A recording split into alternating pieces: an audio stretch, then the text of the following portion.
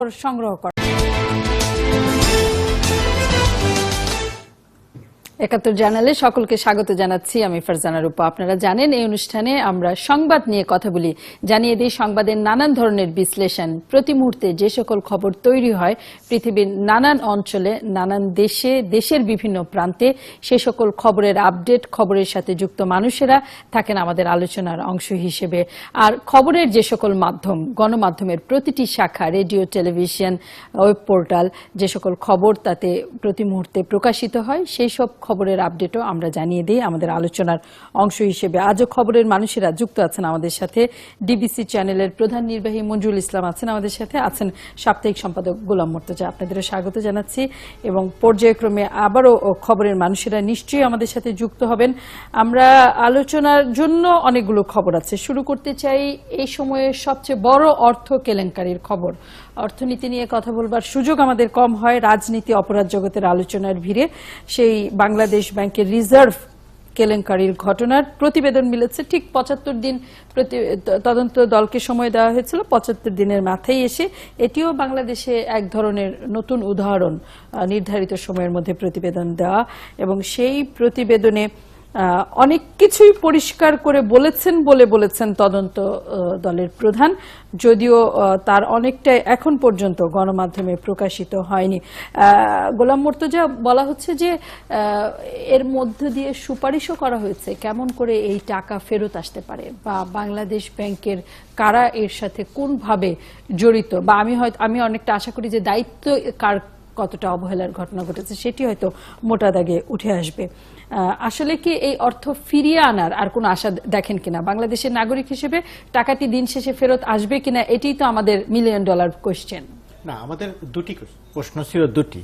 একটি, আপনি যেটা বললেন যে টাকাটি ফেরত আসবে কিনা, এখন পর্যন্ত আমাদের সামনে আমরা ফিলিপাইনের যে তদন্তটি আমরা দেখেছি, ফিলিপাইন যে প্রক্রিয়াতে তদন্ত করেছে, আমার কাছে মনে হয়েছে ফিলিপাইন অত্যন্ত দক্ষতার সঙ্গে এবং যোগ্যতার সঙ্গে তদন্ত করেছে। ফিলিপাইনের এই তদন্তটির উদ্দেশ্য ছিল দুটি, একটি টাকাটি উদ্ধার করে দেয়া, আর একটি ফিলিপাইন যে এরকম অর্থ যাবার একটি নিরাপদ জায়গা, তারা পৃথিবীতে এরকম একটি পরিচিতি পেয়ে যাচ্ছিল বা পেয়ে গেছে, সেই জায়গা থেকে নিজেদের ইমেজ পুনরুদ্ধার। ফিলিপাইন অনেক অনেক অনেক কি বলবো, অনেক গুরুত্ব দিয়ে বিষয়টি তদন্ত করেছে। এখন টাকা ফেরত, যে সব টাকা যে ফেরত পাবো না আমরা, সেটা আমার ধারণা যে আমরা মোটামুটি নিশ্চিত হয়ে গেছি। কিছু ফেরত পেয়েছি, আর কিছু হয়তো ফেরত পাবো।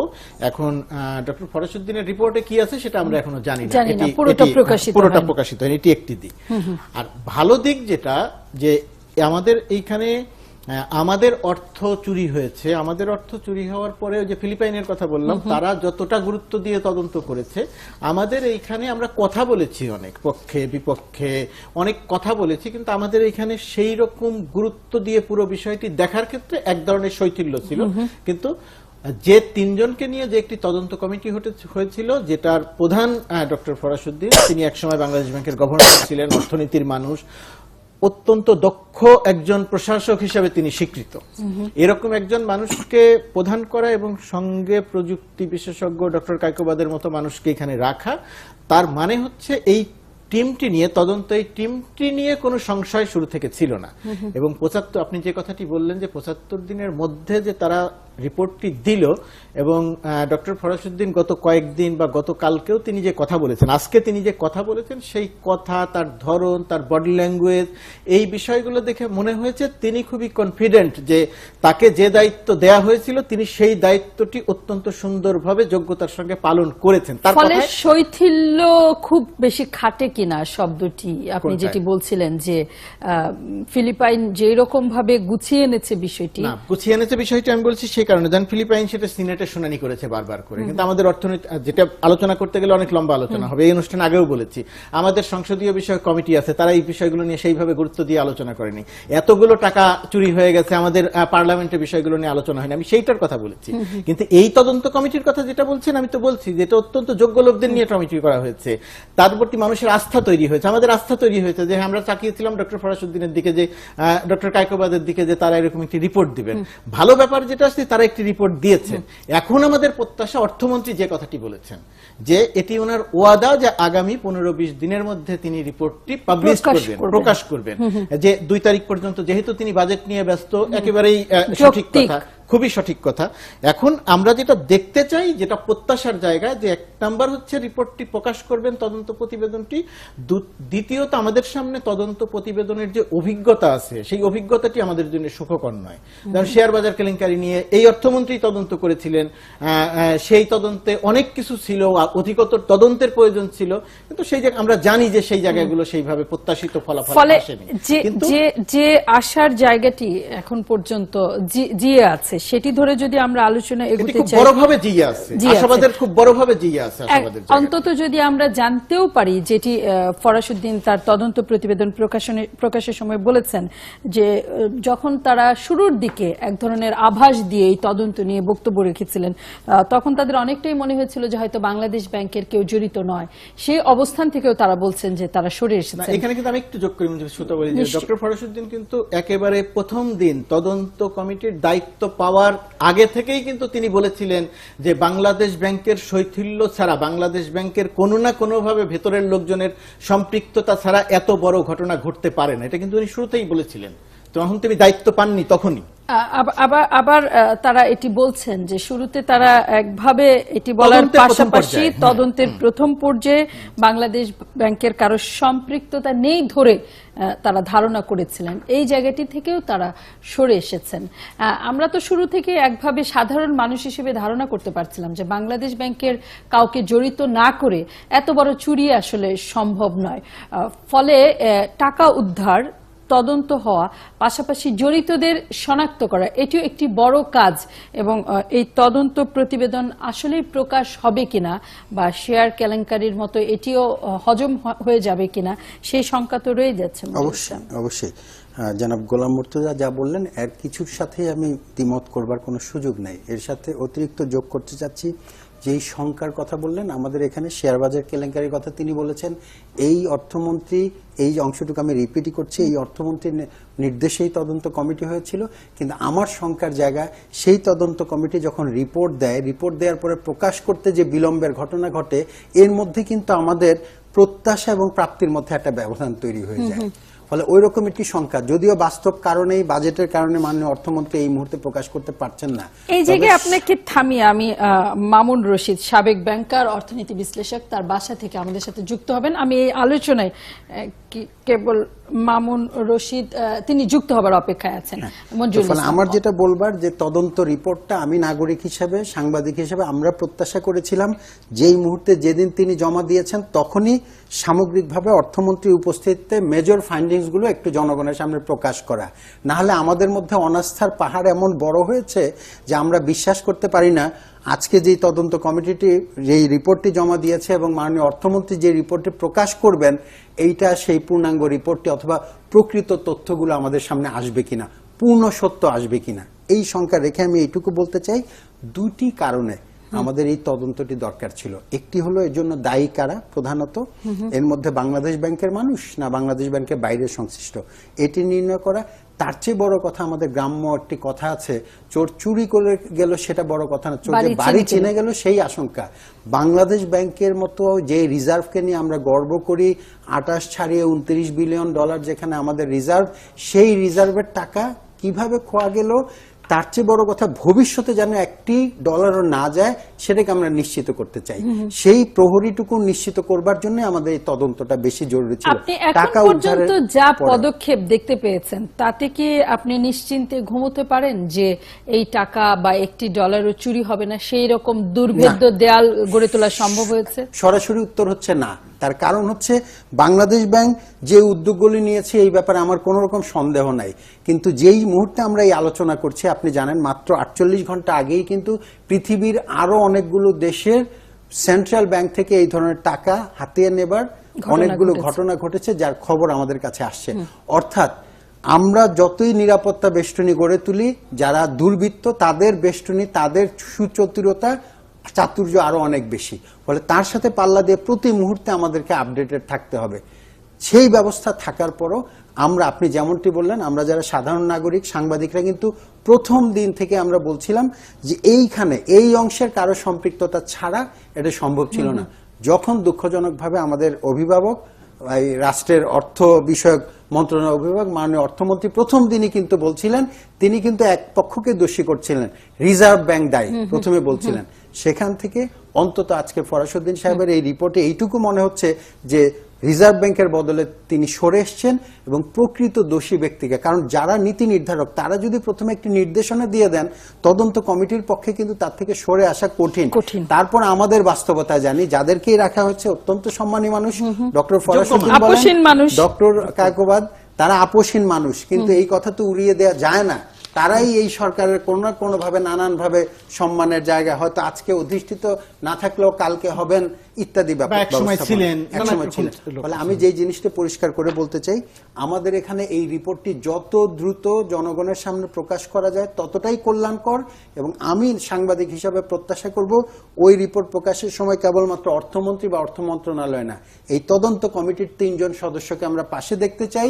যদি সাংবাদিকদের সামনে করা হয়, সাংবাদিকদের যেন প্রশ্নের জবাব দিয়ে বলা হয় যে এটাই পূর্ণাঙ্গ সত্য, একেবারে সত্য প্রকাশ করা। আপনার সঙ্গে খালি একটা রিপোর্ট প্রকাশ কেন্দ্রিক একটা শব্দ যোগ করি, যে এই মঞ্জু ভাই যে কথাটি বললেন যে আজকেই প্রকাশ করে দেয়া যেত, দিলে ভালো হতো।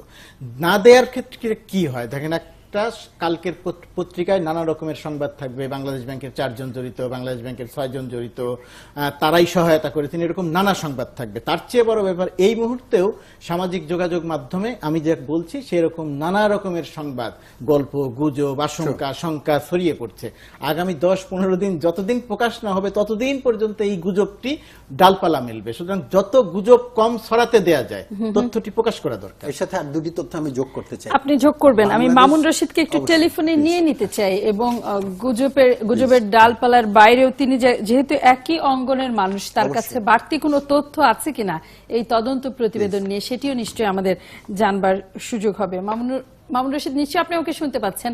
আপনাকে স্বাগত এবং ধন্যবাদ আমাদের সাথে যুক্ত হবার জন্য, এবং আপনার কাছে জানতে চাইব এই তদন্ত প্রতিবেদনে সুনির্দিষ্টভাবে কি তথ্য আছে তা আমাদের জানবার সুযোগ হয়নি, কেবলমাত্র কোন কোন বিষয়ে তদন্তে আলোকপাত করা হয়েছে সেরকম একটি ধারণা মিলেছে। আপনার কাছে কোনো ধরনের সেই রকম চিত্র আছে কিনা?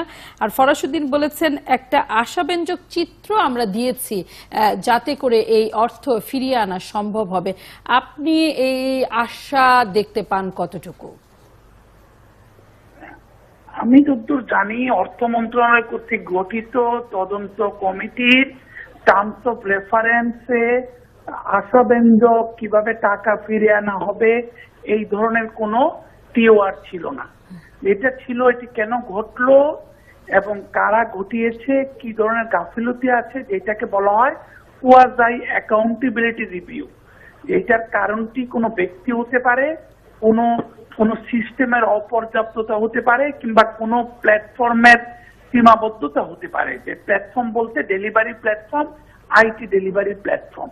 সেই কারণেই এই তদন্ত কমিটিতে প্রথমবারের মতো আমাদের বুয়েট কম্পিউটার সায়েন্স ডিপার্টমেন্টের একজন অধ্যাপককে নেওয়া হয়েছে, এবং সেই সাথে বাংলাদেশ ব্যাংকেরও একজন অর্থ মন্ত্রণালয়ের একজন অতিরিক্ত সচিব সম্পৃক্ত ছিলেন।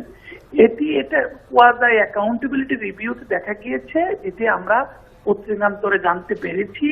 সেটি হচ্ছে যে সুইফটের কিছু সীমাবদ্ধতা ছিল, আর বাংলাদেশ ব্যাংকের পক্ষ থেকে বেশ গাফিলতি ছিল। সেটা তো অনেক আগেই আপনাদের টেলিভিশনে আলোচনা হয়েছে, পত্র পত্রিকায় উঠে এসেছে। বাংলাদেশ ব্যাংকের তৎকালীন কর্তা ব্যক্তিদের অন্যান্য বিষয়ে যতটুকু মনোযোগ ছিল, বাংলাদেশ ব্যাংকের অভ্যন্তরীণ সুশাসন, বাংলাদেশ ব্যাংকের আইটি গভর্নেন্স, বাংলাদেশ ব্যাংকের ডিলিং রুমের ডিসিপ্লিন, এগুলার ব্যাপারে মনোযোগ ছিল না। এই মনোযোগ না থাকা এক কথা, আরেকটি হচ্ছে সরাসরি অর্থ তহবিল তসরুপের সাথে জড়িত থাকা একদম ভিন্ন রকমের অপরাধ। আপনার কি ধারণা সেই রকম অপরাধের কোনো প্রমাণ এই তদন্ত প্রতিবেদনে মিলেছে? একেবারে আপনার ধারণার উপরেই আশা রেখে এই প্রশ্নটি করা, কিন্তু উত্তর নিব বিরতির পর। মামুন রশিদ থাকুন, আপনি আমাদের সাথে থাকুন। মঞ্জুরুল ইসলাম, গোলাম মুর্তজা, আপনারা।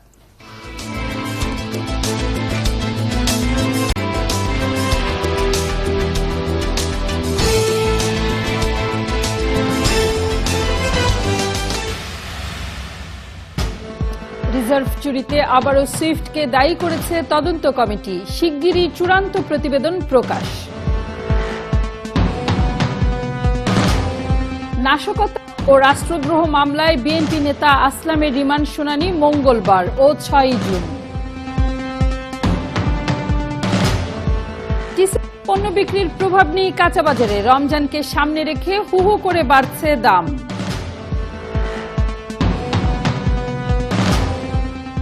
ব্যাংককে শুরু হলো বাংলাদেশের বাণিজ্য প্রদর্শনী, লোক বিনিয়োগ আকর্ষণ।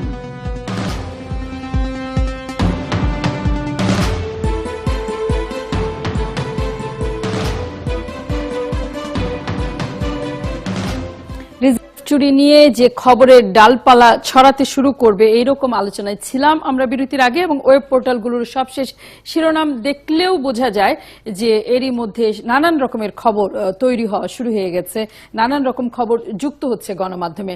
রিজার্ভ চুরি, বাংলাদেশ ব্যাংকে ঢুকে পাসওয়ার্ড নেন সুইফটের ভুয়া প্রতিনিধি, এই মুহূর্তে বাংলা ট্রিবিউনের এটি প্রধান শিরোনাম, এবং পাশেই দেখতে পাচ্ছি অ্যাটর্নি জেনারেলকে 1 মাসের মধ্যে হত্যার হুমকি দিয়ে এই চিঠি এসেছে, এবং জামাত ইসলামী প্রতিনিধি হিসেবে এই চিঠি লেখা হয়েছে বলে চিঠিতে উল্লেখ করা হয়েছে। হুমকির বেশ লম্বা বয়ান আছে এই চিঠিতে, নিশ্চয়ই সুযোগ থাকলে আমরা কথা বলবো। রিজার্ভ চুরি, চাকরি হারাচ্ছেন বাংলাদেশ ব্যাংকের 6 কর্মকর্তা। রিজার্ভ চুরিতে বাংলাদেশ ব্যাংকের 4 কর্মকর্তার নাম। বাংলাদেশ ব্যাংকের রিজার্ভ চুরির ঘটনায় তদন্ত কমিটির প্রতিবেদন নিয়ে এরকম বেশ কয়েকটি প্রতিবেদন আমরা দেখতে পাচ্ছি এই ওয়েব পোর্টালে। তনু হত্যা মামলা, মেডিকেল বোর্ড একদিন হিরো হবে। তনু ধর্ষণ হত্যা মামলার এই সবশেষ অগ্রগতির খবরও আছে বাংলা ট্রিবিউনে। বিবিসি বাংলা জেনে বা না জেনে সহায়তা করেছে কজন? ফরাসউদ্দিন। জানা না জানার সহায়তা একই রকম অপরাধ কিনা সেটিও নিশ্চয়ই আলোচনায় আসবে, এবং এই অপরাধের নানান রকম ধরনের উল্লেখ আছে এই তদন্ত প্রতিবেদনে বলে ধারণা করা হচ্ছে। মানবতা বিরোধী অপরাধে চাঁদের নেতার যাবজ্জীবন, জন্ম নিয়ন্ত্রণ বাদ দিন, মুসলিমদের প্রতি এরদোয়ান। সচিন লতাকে নিয়ে ব্যঙ্গ, বিপদে ভারতীয় কমেডিয়ান। জনকণ্ঠ, 6 কর্মকর্তা জড়িত, রিজার্ভ চুরির চূড়ান্ত তদন্ত প্রতিবেদন পেশ। আধুনিক প্রযুক্তির মাধ্যমে সশস্ত্র বাহিনীর সক্ষমতা বাড়াতে চায় চীনের প্রতিরক্ষা মন্ত্রীর বাংলাদেশ সফর উপলক্ষে প্রধানমন্ত্রীর সাথে দ্বিপক্ষীয় বৈঠকের খবর আছে জনকণ্ঠের শিরোনামে। উপকূল জুড়ে লুহাও বইছে এল নিনোর প্রভাবে। জয়ের নকল ভিডিও করে জালিয়াতিতে ফেঁসেছে বিএনপি। দোকানপাট 1 ঘন্টা বন্ধ রেখে ব্যবসায়ীদের মানববন্ধন, মূল্য সংযোজন কর, ভ্যাট বাড়ানোর প্রতিবাদে এই আন্দোলন। খবরে নিশ্চয়ই এই আলোচনাও থাকবে আমাদের সাথে। স্পিকারকে দেখতে সিএমএইচে প্রধানমন্ত্রী। স্পিকার শিরিন শারমিন চৌধুরী উচ্চ রক্তচাপজনিত অসুস্থতায় সম্মিলিত সামরিক হাসপাতালে চিকিৎসাধীন আছেন।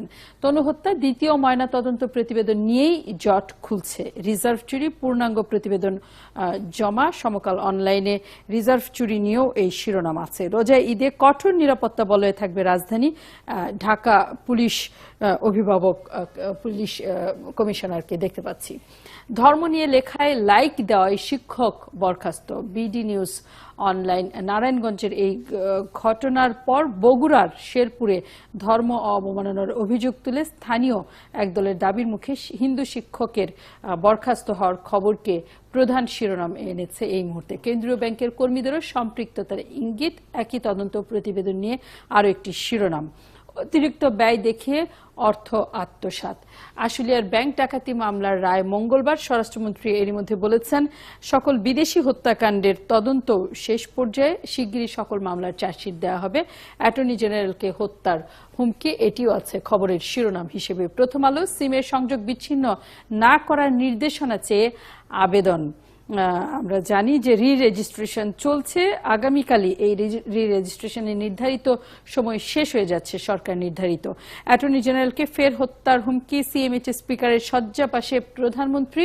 আইপিএল এর সেরা উদীয়মান মোস্তাফিজ ফিরলেন, এবং মুস্তাফিজকে ঘিরে নানান রকম খবর আছে গণমাধ্যমে। এবং বিরতির আগে যেই প্রসঙ্গে কথা বলছিলাম, রিজার্ভ চুরির চূড়ান্ত তদন্ত প্রতিবেদন জমা, এটিও আছে প্রথম আলোর এই মুহূর্তের শিরোনামে। এবং এই আলোচনায় আমাদের সাথে যুক্ত আছেন অর্থনীতি বিশ্লেষক মামুন রশিদ, আছেন সাংবাদিক মঞ্জুরুল ইসলাম এবং গোলাম মুর্তজা।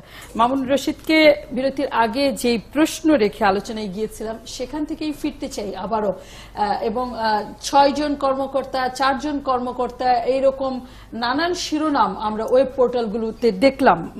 জনাব মামুন রশিদ, বাংলাদেশ ব্যাংকের এই সম্পৃক্ততা দিন শেষে সুইফট এর পাশাপাশি আমাদের দেশীয় এই বৃহৎ প্রতিষ্ঠানকে কতটুকু দায় দায়িত্বের মধ্যে ফেলতে যাচ্ছে?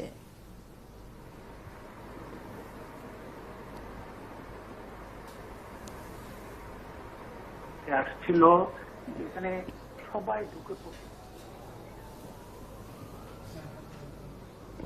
বাংলাদেশ ব্যাংকের নিরাপত্তা নিয়ে, ব্যক্তি নিরাপত্তা নিয়ে অনেকদিন যাবতীয় প্রশ্ন উঠে আসছিল, যেখানে সবাই ঢুকে পড়তে পারত। বাংলাদেশ ব্যাংক শেষ দিকে এসে ঘটনার আগে পরে অনেকটা রাজনৈতিক দলের হেডকোয়ার্টারে পরিণত হচ্ছিল। বাংলাদেশ ব্যাংকের গভর্নর সেক্রেটারিয়েট যতটুকু কলেবরে বৃদ্ধি পাচ্ছিল, যত দ্রুত বৃদ্ধি পাচ্ছিল, তার থেকে কম দ্রুত সিদ্ধান্ত গৃহীত হচ্ছিল IT security, dealing room security, firewall in the dealing room, এবং ডিলিং রুমে কারা কিভাবে এম্পাওয়ার্ড হচ্ছে, কারা কিভাবে ডিল ট্রানজাকশন সম্পাদনা করছে। সেই ক্ষেত্রে স্বাভাবিকভাবেই মনে হচ্ছে কিছু তরুণ কর্মকর্তা, তারা বুঝে হোক না বুঝে হোক, বিহ্বলিত হয়ে হোক, তারা সম্পৃক্ত হয়ে পড়েছিল। সেটি আমি ডক্টর ফরাসউদ্দিনের তদন্ত কমিটির সাথে একমত, এবং সেই সাথে যেহেতু সুইফটকেও কিছুটা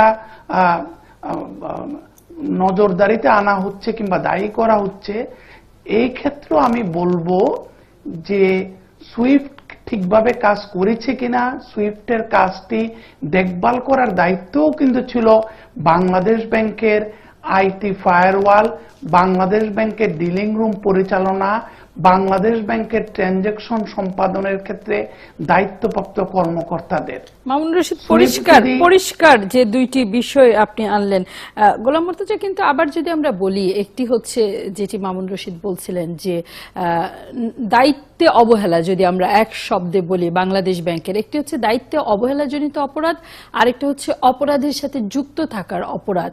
এখন পর্যন্ত তার মানে আমরা ধারণা করতে পারি তদন্ত প্রতিবেদন থেকে অপরাধে আমাদের কোনো কর্মকর্তা জড়িত এইরকম কোনো তথ্য প্রমাণ মিলেনি। না, এটা আসলে বলার এখনই সুযোগ নেই আমাদের কোনো কর্মকর্তা জড়িত। এখানে একটি কথা বলা হচ্ছে, তারা জেনে অথবা না জেনে সহায়তা করেছেন। আপনি যখন একটি চেয়ারে বসবেন, দায়িত্বপ্রাপ্ত হবেন, তখন যদি আপনি না জেনেও ভুল করেন এবং তার প্রেক্ষিতে একটি আছে যে আপনার ব্যক্তিগত কোনো ক্ষতি যদি হয়ে যায়, সেটি একরকমের ব্যাপার। আর আপনি যদি একটা প্রতিষ্ঠানের ক্ষতি নয়, শুধু আপনি যদি আপনার একটি কাজের কারণে, আপনার একটি না বোঝা কাজের কারণে যদি দেশের ক্ষতি হয়ে যায়, 16 কোটি মানুষের ক্ষতি হয়ে যায়, তাহলে ওই আপনি যেটা বলছেন বা যদি সেটা বলা হয় যে না বুঝেও করে থাকতে পারেন, এখানে সেই না বুঝে করার কোনো সময়, না বুঝে করার প্রসঙ্গ যদি আসে, তাহলে সেটা বুঝতে হবে আপনার যোগ্যতা নিয়ে প্রশ্ন আছে, এটি একটা ব্যাপার। সুতরাং কোনোভাবেই এখন পর্যন্ত এখনই এটা বলে দেওয়ার কোনো সুযোগ নাই যে বাংলাদেশ ব্যাংকের কোনো পর্যায়ের কর্মকর্তারা এর সঙ্গে সম্পৃক্ত ছিলেন না, এটি এখন বলার সুযোগ নেই। আরেকটি বিষয় আমি যেটা বলতে চাই যে বাংলাদেশ ব্যাংকের এই কেলেঙ্কারিটিকে কেন্দ্র করে আরো অনেকগুলো বিষয় সামনে এসেছে। কিভাবে বাংলাদেশ ব্যাংক পরিচালিত হয়েছিল, এখন কিভাবে পরিচালিত হচ্ছে, কারা ক্ষমতায়ন, কাদের ক্ষমতায়ন হয়েছে, কাদের ক্ষমতায়ন হয়নি, সেই জায়গাগুলোতে কাদের ক্ষমতায়ন দরকার। চেইন অফ কমান্ডের যে একটি সমস্যা ছিল, বাংলাদেশ ব্যাংকের গভর্নর ডক্টর আতিউর রহমান, গভর্নরের মূল যে কাজ সেই কাজ বাদ দিয়ে তিনি যে অন্য রাজনৈতিক কাজে অনেক বেশি সম্পৃক্ত হয়ে গিয়েছিলেন, তিনি যে ঘটনাটি পুরোভাবে চাপা দিতে চাইলেন, পরবর্তীতে জানা গেল বাংলাদেশ ব্যাংকের 1 বছরে লোকসান হলো 4000 কোটি টাকা, 12,000 কোটি টাকা, অডিট আপত্তি, সবকিছু মিলিয়ে মামুন রশিদ যে কথাটি বলার চেষ্টা করছেন যে ওইখানে পুরো সিস্টেমটি কলাপস করেছিল। এই যে সিস্টেম কলাপস করলো, সিস্টেম যে ভেঙে পড়লো, এটি ভেঙে পড়ার জন্য পর্যায়ক্রমে লোকজন দায়ী, কিন্তু দায়ী হচ্ছেন যিনি মূল লোক, প্রধান ব্যক্তি, তখনকার গভর্নর। এইখানে একটি বিষয় খুব পরিষ্কার করা দরকার যে তদন্ত প্রতিবেদন প্রকাশ, তার ভিত্তিতে ব্যবস্থা নেওয়া, অধিকতর তদন্তের প্রয়োজন হলে তদন্ত করা, সেই জায়গাটিতে আমরা যেন কাউকেই তদন্তের বাইরে না রাখি, আমি পদত্যাগ করেছি সুতরাং আমি মহান, এই জায়গাটিতে থাকার কোনো সুযোগ নেই। তিনি যদি মহান হন তাহলে মহান সেটা আরো তদন্ত করে আরো মহান বলা হোক, আমরাই বলবো আমাদের সামনে, মঞ্জুরুল ইসলাম, কিন্তু আমরা যদি সবাইকে যেন আলোচনাটিকে তদন্তের আওতায় আনা হয়, আমরা যদি আলোচনাটিকে এগিয়ে নিতে চাই, এই যে ধরনের অপরাধ বা দায়ের কথা আমরা বলছি, এটি যদি তদন্ত প্রতিবেদনে এসে থাকে, যারা পদত্যাগ করেছেন বা এই মুহূর্তে চাকরি থেকে অব্যাহতি পেয়ে বাইরে আছেন, তাদের বিরুদ্ধে আর কোনো ধরনের ব্যবস্থা নেওয়ার সুযোগ থাকবে কিনা, নাকি এটি এই ধরনের অপরাধ বা দায়ের চূড়ান্ত শাস্তি? নিশ্চয়ই না। এখানে আমরা না বুঝেই সাধারণ অনেকগুলো নাগরিকরা বলছিলাম, আলোচনা একেবারে ঘটনা ঘটার পর থেকে আমার ব্যক্তিগত মত ছিল আইদার অসততা, অসতর্কতা অথবা অদক্ষতা, এই তিনটির যে কোনো একটি কারণেই বাংলাদেশ ব্যাংকের লোক জড়িত থাকতে পারে। কারণ এখানে পক্ষ তিনটি, একটি বাংলাদেশ ব্যাংক, একটি ফেডারেল রিজার্ভ ব্যাংক, মাঝখানে যারা জড়িত সুইফট কোড বা অন্য যারা জড়িত ছিল। প্রথমেই আমাদের মাননীয় অর্থমন্ত্রী বললেন রিজার্ভ ব্যাংক জড়িত, এখন তদন্তে দেখা গেল রিজার্ভ ব্যাংক ইতিমধ্যে বলেছে যে তারা না, তার মানে দুটি পক্ষ বাকি থাকে, একটি হচ্ছে আইদার সুইফট মাঝখানে যারা কাজ করেছে অথবা বাংলাদেশ ব্যাংক। এই জায়গায় কার কতটা দায় এটা নিশ্চয়ই আমরা রিপোর্টে পাবো। ওই রিপোর্টের পূর্ণাঙ্গ রিপোর্ট না পাওয়া পর্যন্ত আমরা বুঝতে পারবো না কার দায়ের ভাগ কতটুকু। কিন্তু যেমনটি মামুনুর রশিদ বললেন এবং আমরা সকলেই বলছি, মূলত বাংলাদেশের নাগরিকরা বাংলাদেশ ব্যাংকে দায়িত্ব দিয়েছে সকল টাকা রক্ষণাবেক্ষণ করা। সেজন্য আপনি সিকিউরিটির লোক নেবেন, দারোয়ান নেবেন, নাকি এখানে আইন শৃঙ্খলা রক্ষাকারী বাহিনী নেবেন, সুইফট কোড নেবেন, কাকে দরকার, দ্যাট ইজ আপনার দায়িত্ব। ফলে সেখানে আপনি দায় এড়াতে পারেন না। সেটা ওই যেটা বললাম, আইদার অসতর্কতা হতে পারে, অদক্ষতা হতে পারে, আর অসততা হতে পারে যদি তারা নিজেরা জড়িত থাকে কোনো অর্থনৈতিক লেনদেনের কারণে। এইটা আমরা জানবো। কিন্তু আমি এখানে একটি কথা খালি বলতে চাই, যেমনটি গোলাম মর্তুজা বললেন যে বাংলাদেশ ব্যাংকের কর্তা ব্যক্তিদের পরিচালনা এগুলো তো আছেই, তার সাথে কিন্তু আমি অর্থ মন্ত্রণালয়কেও দায় মুক্তি দিতে পারি না নাগরিক হিসাবে। কারণ বাংলাদেশ ব্যাংক কিন্তু কোনো বিচ্ছিন্ন দ্বীপের বাসিন্দা না, তাদেরকেও তদারকির দায়ভার কিন্তু বাংলাদেশের অর্থ মন্ত্রণালয়। ঠিক এই জায়গাটিতে আসতে চাচ্ছিলাম। মামুন রশিদ, নিজে আপনি ব্যাংকের বড় প্রশাসনিক দায়িত্বে ছিলেন, সেই সকল দায়িত্ব পালনের সাথে যুক্ত আছেন। এই রকম দায়ে এই যে অদক্ষতা, অযোগ্যতা বা আপনি যেটি বলছিলেন যে মূল কাজ রেখে ভিন্ন দিকে হচ্ছে মনোযোগ ছিল ঊর্ধ্বতন কর্মকর্তাদের, সেইটার কোনো শাস্তির সুযোগ আছে কিনা যদি অসততা নাও প্রমাণিত হয়? যেটি মঞ্জুরুল ইসলাম বলছিলেন যে চুরির সাথে সম্পৃক্ততা, সেটি একেবারে ভিন্ন ফৌজদারি অপরাধ, সেটির বিচার নিশ্চিতভাবে হয়। কিন্তু এই যে এই ধরনের শৈথিল্য বলি, অসত্যতা বলি বা অযোগ্যতা বলি, অদক্ষতা বলি, মূল কাজ রেখে ভিন্ন কাজ করবার কারণে জাতির যে ক্ষতি হলো, সেইটার কি ধরনের শাস্তির সুযোগ আছে? দুটি বিষয় আন্তর্জাতিকভাবে স্বীকৃত। একটি হচ্ছে অ্যাকাউন্টেবিলিটি রিভিউ। আমরা সাধারণত দেশে, অন্যান্য দেশেও যখন এই ধরনের ঘটনা ঘটতো, আমরা অডিট করার পরেই একটি অ্যাকাউন্টেবিলিটি রিভিউ করতাম। অ্যাকাউন্টেবিলিটি রিভিউতে কোনো ব্যক্তি, কোনো সিস্টেম, কোনো ব্যক্তি, কোনো প্ল্যাটফর্মকে দায়ী করা হতো। এই দায়ের গুরুত্ব দেখে আমরা পরবর্তীকালে আরেকটি হয়তো অডিট করতাম, যেটি সারা বিশ্বে পরিচিত হচ্ছে ফরেনসিক অডিট। দুঃখজনক হলো সত্য, বাংলাদেশ ব্যাংকের যে আইটি যে উপদেষ্টা, তার কোম্পানিকে দিয়েই এই ফরেনসিক অডিট করানো হয়েছে, সাইবার সিকিউরিটি রিভিউ করানো হয়েছে। সেক্ষেত্রে আমরা পত্রিকান্তরে জানতে পেরেছি এটি পাকিস্তান কিংবা উত্তর কোরিয়ার কিছু হ্যাকাররা এই কাজটি করেছে। পরবর্তীকালে আমরা ডেইলি মেইলে দেখতে পেলাম যে ভারত থেকে হ্যাকাররা এই কাজটি নিয়ন্ত্রণ করেছে। যারাই করুক, এই যে প্রাথমিকভাবে যে ফরেনসিক অডিট হয়েছে, সাইবার সিকিউরিটি রিভিউ হয়েছে, সেটা কিন্তু কনফিউজিং। এখন আমরা অপেক্ষা করব ডক্টর ফরাসউদ্দিনের তদন্ত কমিটি, বিশেষ করে অধ্যাপক কায়কোবাদের সম্পৃক্ততায় যে তদন্ত হয়েছে, সেই ক্ষেত্রে কোনো IT gap, IT platform gap এটা হয়েছে কিনা।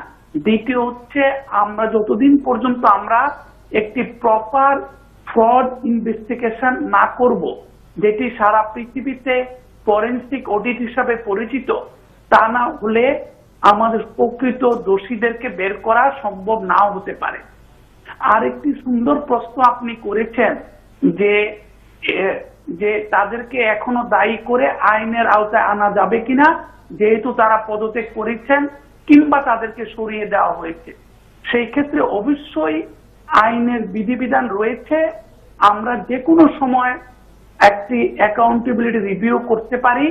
এবং এই যে সুযোগটি তৎকালীন গভর্নর মহোদয় নিলেন না, তো ওনার পদত্যাগ হয়ে গেলেই কি উনি সকল আইনের বাইরে চলে গেলেন কিনা, এই ব্যাপারে আমি জনাব গোলাম মর্তুজার সাথে সম্পূর্ণ একমত। তদন্ত কমিটির আলোচনায় একটি পূর্ণ তদন্তের ব্যবস্থা থাকতে পারে। যে সমস্ত ব্যক্তির নাম উঠে এসেছে তারা সত্যিকার অর্থেই সম্পৃক্ত ছিলেন কিনা, এই ধরনের একটি ফরেনসিক অডিট হতে পারে। পরিষ্কার মামুন রশিদ এই আলোচনায় যুক্ত হবার জন্য এবং ফরেনসিক তদন্ত, পূর্ণাঙ্গ তদন্ত এবং আইনি ব্যবস্থা নিশ্চয়ই এই ধারাবাহিকতাতেই এগোবে। মামুন রশিদ, নিশ্চয়ই আগামীতে এই প্রসঙ্গে অন্য প্রসঙ্গে আপনার সাথে আবার কথা বলার সুযোগ হবে। আমি একই সাথে এই আলোচনায় আমাদের সাথে যুক্ত করে নিতে চাই এবিসিসি এর সাবেক সহসভাপতি মোহাম্মদ হেলাল উদ্দিনকে।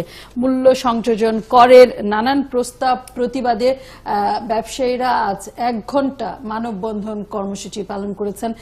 হেলাল উদ্দিন, আপনাকে স্বাগত আমাদের এই আলোচনায়।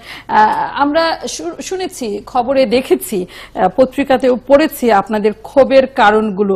আবারও আপনার কাছে জানতে চাইব, এই যে বলা হচ্ছে বড় ব্যবসায়ী এবং ছোট ব্যবসায়ীরা সবাই একই হারে ভ্যাট দেবেন কিনা, এই বিষয়ে আপনাদের প্রস্তাবনা কি, এবং যে ভোক্তাদের উপর এর ফলে কি ধরনের চাপ পড়বে, ব্যবসায়ীরা কেন এই চাপের ভাগ নিবে না? প্রথমে ধন্যবাদ জানাই যে আজকে মানে এই একটা বড় মানববন্ধন হওয়ার পরে আপনি আমাদেরকে ডেকেছেন। আমি এই বিষয়টা খুব স্পষ্টভাবে বলতে চাই। আপনি জানেন যে দেশের ৪৫ বছরের অর্থনৈতিক উন্নয়নের যে ধারাবাহিকতা গত ৫ বছর যেটা আমরা করেছি, সেটা হচ্ছে যে আমরা এই জাতীয় প্রবৃত্তি কিন্তু আমরা ৭ এই মাইলফলক কিন্তু আমরা অতিক্রম করতে পেরেছি। সারা পৃথিবীতে কিন্তু একটি মন্দা ভাব বিরাজ করছে এখন অর্থনৈতিকভাবে।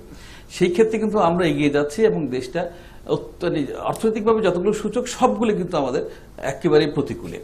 তো আমরা যে জিনিসটা দেখলাম যে একটা বিদ্যমান আইন, যেটা যে আইনের মাধ্যমে আমরা ভ্যাট এখন প্রদান করছি, সেই মাধ্যমে সেই বিদ্যমান আইনটিতে কিন্তু সরকার ইতিমধ্যে 27 থেকে 30% কিন্তু এটার ছিল, গ্রোথ ছিল। অর্থাৎ এই আইনটি দিয়ে সরকার টোটাল বাজেটের 3 ভাগের 1 ভাগ টাকা কিন্তু ওনারা অর্জন করতেন এবং 66-67 হাজার কোটি টাকা কিন্তু এই ভ্যাট থেকে আদায় করতেন। আমরা জিনিসটা দেখলাম, দাবিটা কি? যে আমরা জিনিসটা দেখলাম যে নতুন একটি আইন, ভ্যাটের আইন সংযোজন করা হচ্ছে।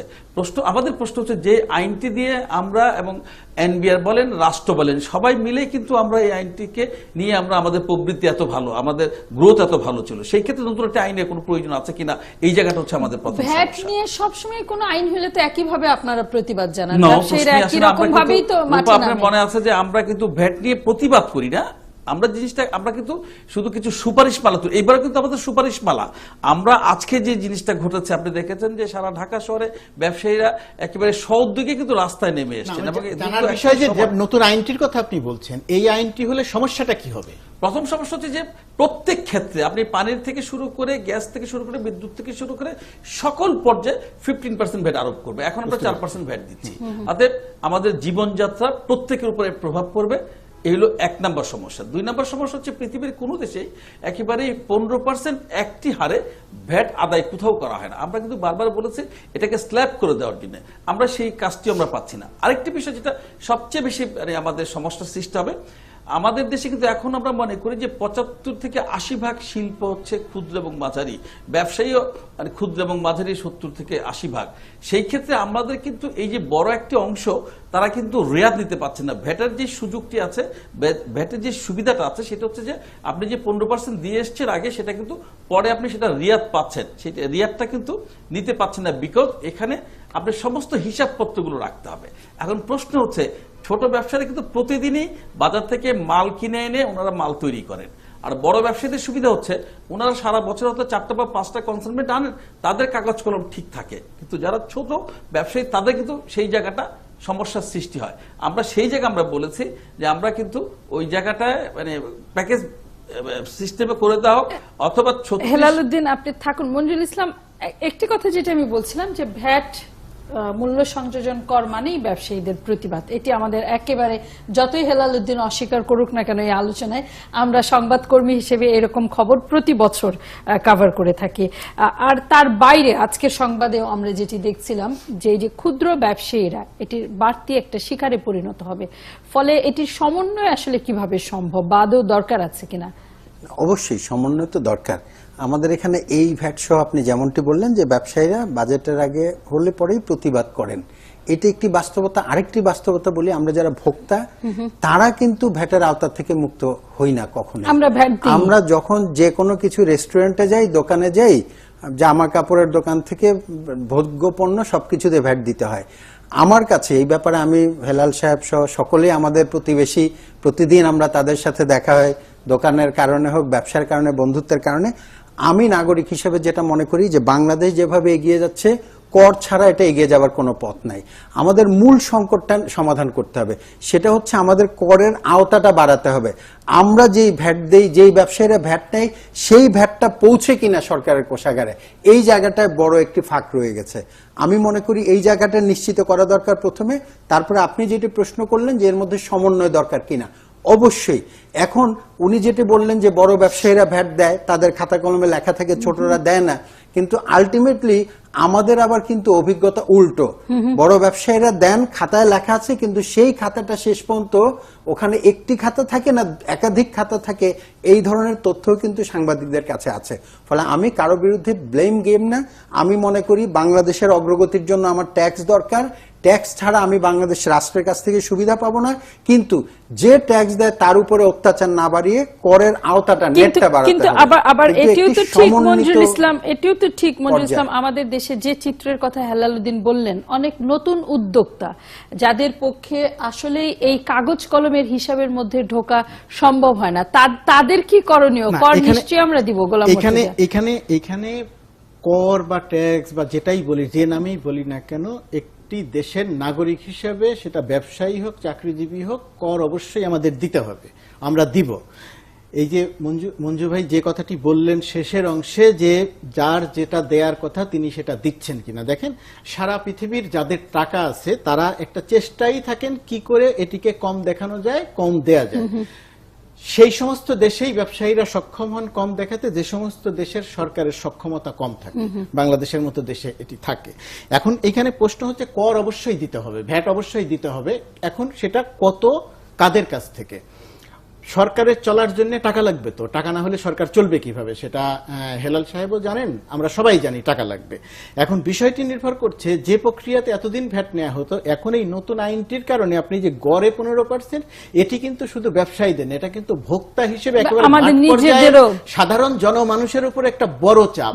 আপনি প্রশ্ন হচ্ছে যে আপনার টাকা দরকার, আপনি টাকা তুলবেন, সেটা টাকা তোলার জন্য আপনি বাংলাদেশ যত বড় দেশ, যত বড় অর্থনীতি, যে পরিমাণ মানুষের কর দেওয়ার কথা, ট্যাক্স দেওয়ার কথা, তার খুব সামান্য অংশের মানুষ ট্যাক্স দেন।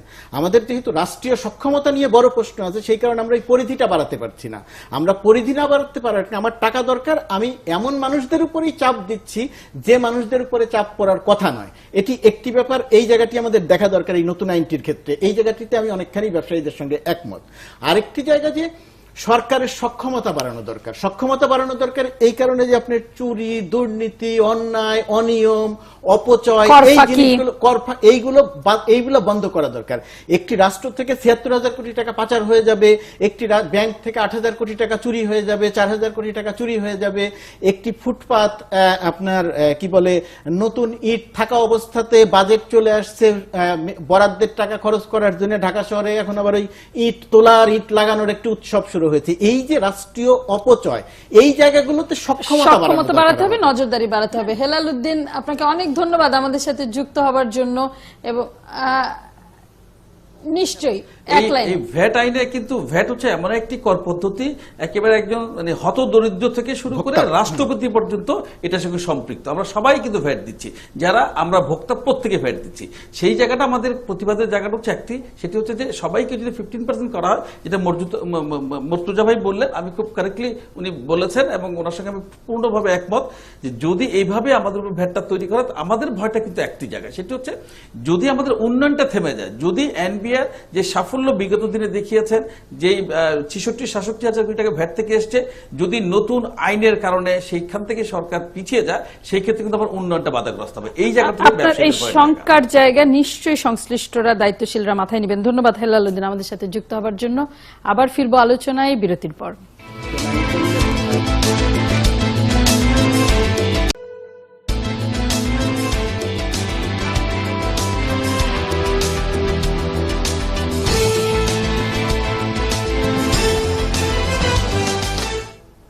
আবার স্বাগত, ধন্যবাদ সাথে থাকবার জন্য। আমাদের সাথে আছেন গোলাম মুর্তজা, মঞ্জুরুল ইসলাম। ভিন্ন ধরনের একটি আলোচনায় যেতে চাই, খবর নিয়ে আলোচনা। সামাজিক যোগাযোগ মাধ্যমে ব্যাপকভাবে সংক্রমিত হয়েছে একটি টেলিভিশনের, ৭১ টেলিভিশন নয়, অন্য একটি টেলিভিশনের একটি সংবাদ। বেশ বড় ধরনের একটি ফিচার রিপোর্ট, যেটি হচ্ছে আমাদের শিক্ষার্থীদের জিপিএ পাওয়া এবং তাদের মান নিয়ে। এটি নানান রকম আলোচনা এসেছে। আমরা মূলত আলোচনাটি করতে চাই গণমাধ্যমের নৈতিক দায় দায়িত্বের জায়গাটিতে। একজন সাংবাদিকের সমাজের দায় দায়িত্ব কেমন, আমরা প্রতিবেদনটি দেখে নিলে আমার ধারণা আলোচনাটি সুবিধা হবে। আনোয়ার হোসেনের রিপোর্ট। মাধ্যমিক পরীক্ষার ফল প্রকাশের দিন এমন উচ্ছ্বাসে মেতে ওঠে শিক্ষার্থীরা। ভালো ফলের সর্বোচ্চ মাপকাঠি জিপিএ 5 যারা পায় তাদের আনন্দ সীমা ছাড়ায়। প্রশ্ন উঠেছে বছর বছর পাশের হার আর জিপিএ 5-এর সংখ্যা বাড়লেও শিক্ষার মান বাড়ছে কিনা। এর জবাব খুঁজতে আমরা কথা বলি এবার এসএসসিতে পাশ করা কয়েকজন শিক্ষার্থীর সঙ্গে, যাদের মধ্যে 6 জন জিপিএ 5 পেয়েছে। তাদেরকে আমরা কিছু প্রশ্ন করি। জিপিএ এটার পূর্ণাঙ্গ রূপ কি? জানি না, এখন মনে পড়ছে না। GPA grating point. এসএসসি এটার পূর্ণাঙ্গ রূপ কি? এখন আমার মনে পড়তেছে না। Junior school certificate. School secondary certificate. আমি জিপিএ 5 পেয়েছি, ইংরেজিতে কি হবে? I am GPA 5. I give a GPA 5. I get GPA 5. I will. মোট 13 জনকে প্রশ্নগুলো করা হয়েছিল, কিন্তু কেউই সঠিক জবাব দিতে পারেনি। এসব শিক্ষার্থীর কাছে এরপর করা হয় সাধারণ জ্ঞান এবং বিজ্ঞান বিষয়ে কিছু প্রশ্ন। পাঠ্য বইতে বিভিন্ন সময় পড়লেও খুব কম প্রশ্নেরই সঠিক উত্তর দিতে পারে তারা। শহীদ মিনার কোথায়? সরি জানি না। অপারেশন সার্চলাইট এটা কি? অপারেশন সার্চলাইট জানি না।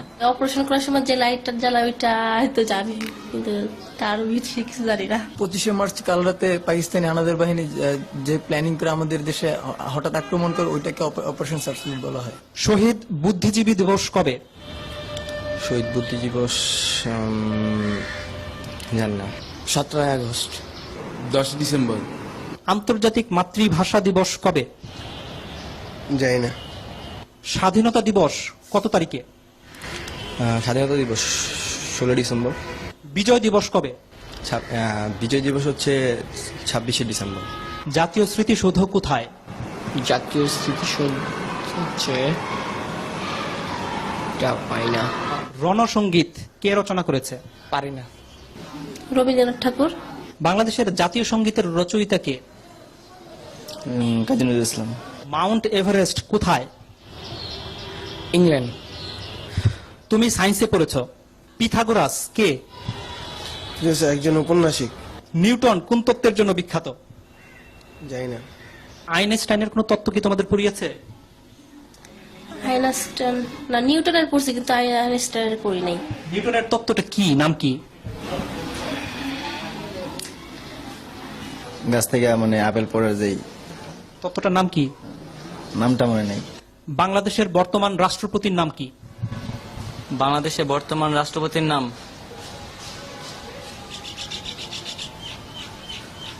জানি না। রাষ্ট্রপতির নাম হচ্ছে মুক্তিযুদ্ধের সময় বাংলাদেশকে কয়টি সেক্টরে ভাগ করা হয়েছিল? 9টি। নেপালের রাজধানী কোথায়? নেপসুন। তুমি তো কম্পিউটার ব্যবহার করো। ব্যবহার করি মাঝে মাঝে, কি এই ফেসবুকে আর কি থাকি, গান টান শুনি। হার্ডওয়্যার এবং সফটওয়্যার এটার মানে বুঝো?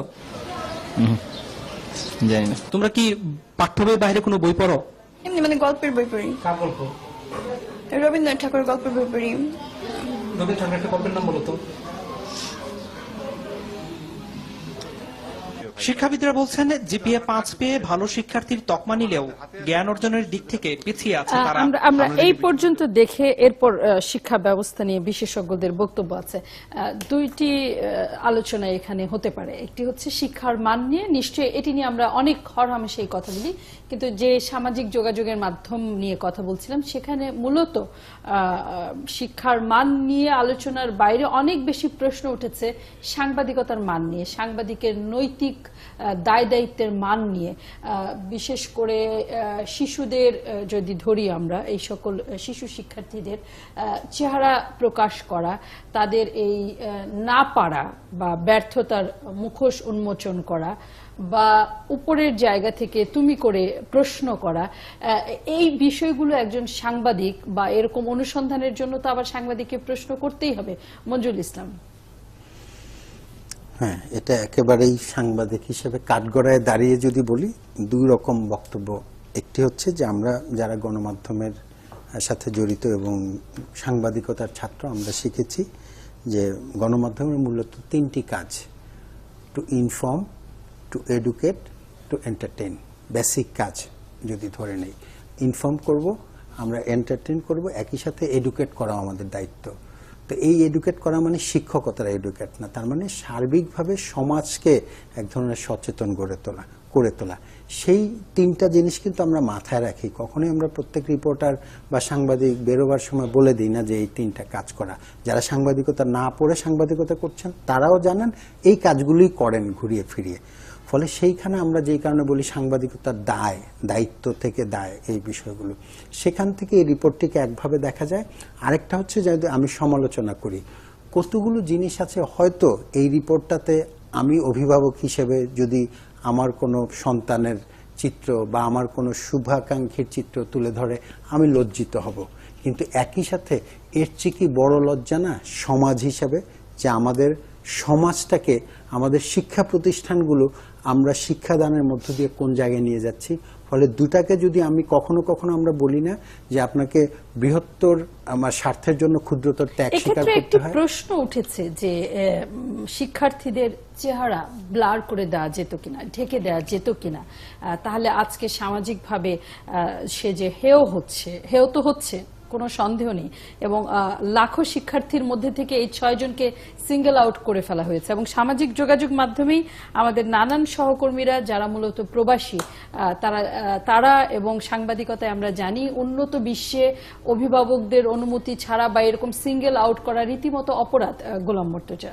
না, আপনার এই পোস্টের এই অংশটি একেবারেই প্রাসঙ্গিক এবং সঠিক, যে আমি যাদের কথা বলেছি, যাদের চেহারা, এটা তো আমাদের সাংবাদিকতার খুব স্বাভাবিক একটি ব্যাপার। আমি যদি আপনি যদি আমার সাক্ষাৎকার নেন এবং আমি যদি বলি যে আমি চাই না যে আমার চেহারা দেখানো হোক, তাহলে তো আপনি দেখাবেন না। অর্থাৎ এখানে অনুমতি নেয়া বা না নেয়ার একটি ব্যাপার আছে। আর এরা তো শিশু, বাংলাদেশের 18 বছর বয়স পর্যন্ত যেহেতু শিশু, এরা শিশু, কেউ হয়তো কিশোর, তো ওদের অনুমতি নেয়ার একটা ব্যাপার ছিল তাদের এই কথাটি বলার জন্য। এই কাজটি, এই পুরো রিপোর্টের যে জায়গা, সেই জায়গার মধ্যে আমার কাছে মনে হয়েছে এথিক্যাল জায়গা যদি দেখি, এই জায়গাটি একটা বড় দুর্বলতা, এটি একটা দুর্বলতা।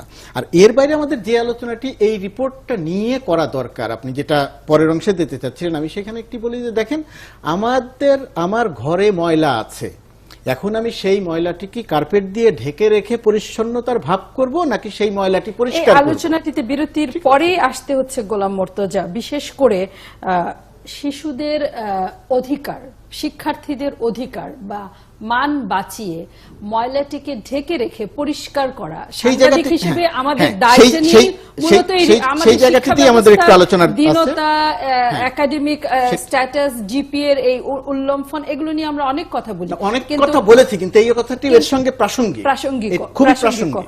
কিন্তু আমাদের অনেক কম সুযোগ হয় নিজেদের দায় দায়িত্ব নিয়ে কথা বলবার। ফলে এই প্রতিবেদনটি আমাদের কাছে সেরকম একটি উদাহরণ হিসেবে আলোচনায় এসেছে। বিরতির পর ফিরছে আলোচনায়।